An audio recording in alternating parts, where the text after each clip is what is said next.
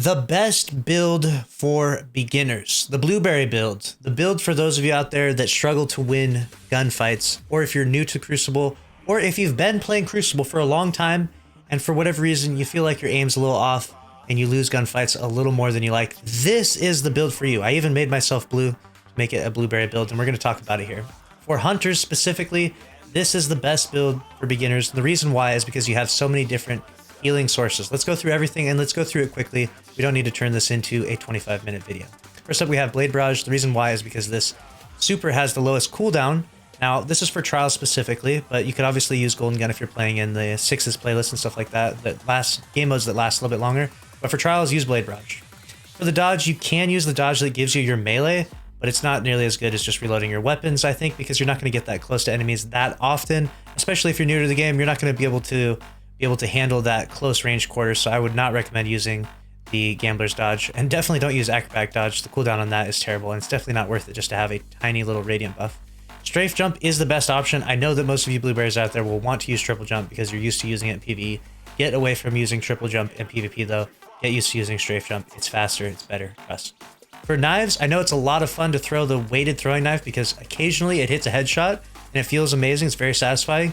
Do that when you're having fun, but if you're really trying to win in trials or in endgame PvP, use Proximity Explosive Knife. This is definitely the better option. Throw it down in commonly populated areas. It's very hard to see. People walk over it. It does a significant amount of damage.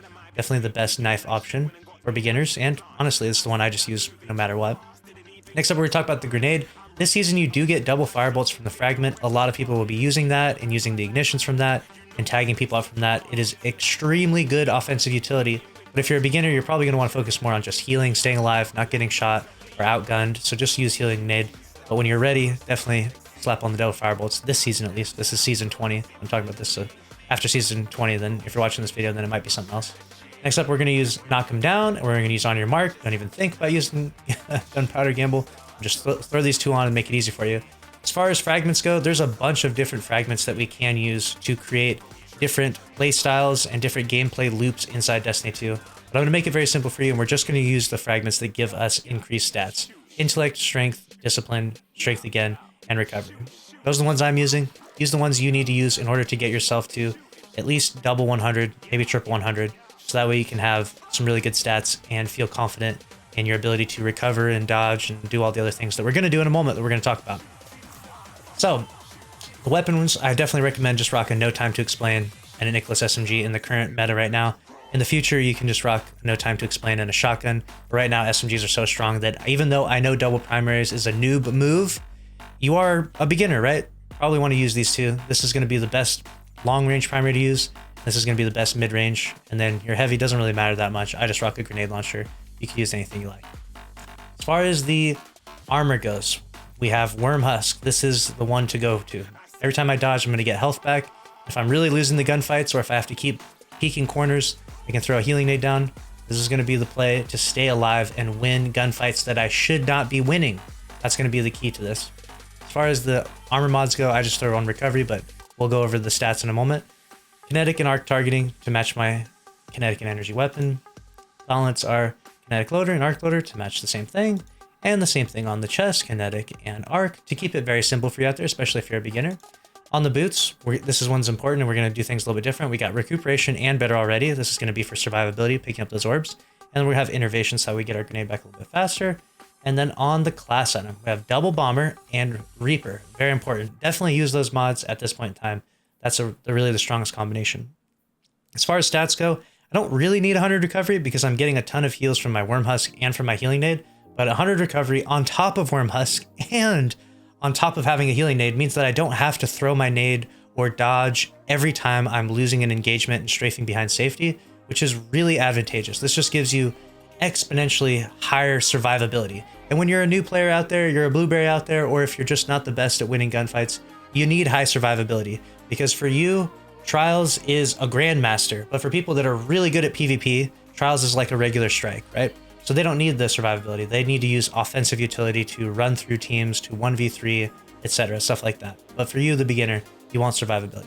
So remember that when you create these builds. Recovery, Worm Husk, and that. And then on top of that, resilience isn't extremely important. I just rock 2. You could get up a little bit higher. You can go up to 8 if you want to survive a little bit more from certain SMG archetypes, but right now I just rock 2, and that works out fine for me. 100 mobility is going to be the next most important stat from this, because we're going to want to dodge a lot, and you'll get your dodge cooldown really fast with 100 mobility and Worm Husk, so you can get that health back. Third most important stat is going to be our discipline, so that we get those healing nades back. We've got 100 recovery, 100 mobility, 100 discipline. That feels really nice. Then after that, spec in as much intellect as you can, because that will be important. As far as the super goes, or as far as the strength goes rather, it's not nearly as important, so we won't spec too much into that.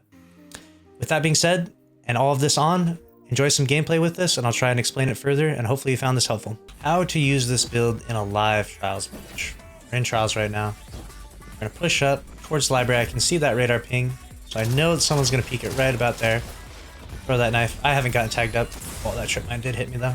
That's time to dodge, get some health back, so I can get back in the gunfight.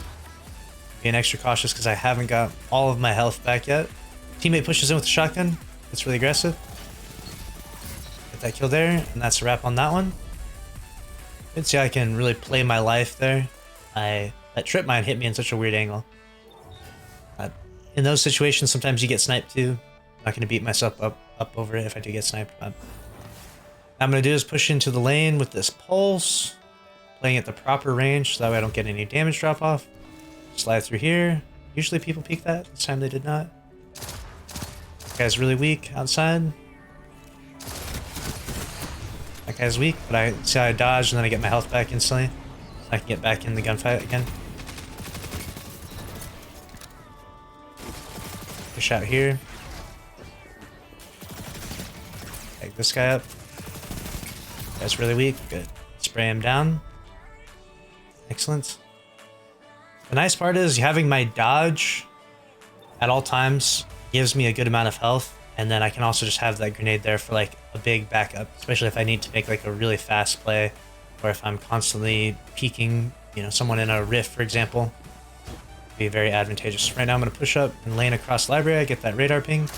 He's there. He does get the sniper me that time. Unfortunate, it does happen. But my teammate picks off the guy that sniped. Hopefully now they get my res. I'll be weary of that the next time it comes back to this side.